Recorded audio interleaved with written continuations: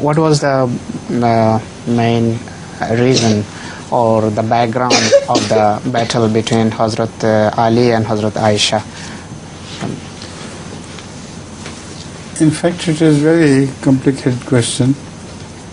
While Hazrat Sallallahu Alaihi Wasallam had warned Hazrat Ayesha Siddiqa radhiyallahu ta'ala anha not to join that battle, but she misunderstood. And the reason why she raised an army against Hazrat Ali radhiyallahu ta'ala anhu was that he thought he was not taking revenge from those who were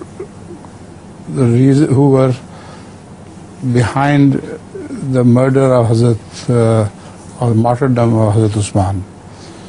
So she was enraged because of this, and then she led an army against Hazrat Ali radhiyallahu ta'ala anhu and was defeated roundly by Hazrat Ali. So Hazrat Ali in return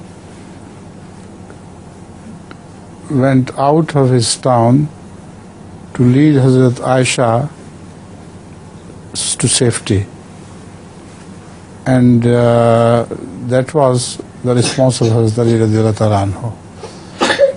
So those conditions of that day, those days, were very confused. Now we have access to various narrations of Bukhari, etc., etc. So we can collect everything and guess what actually was happening.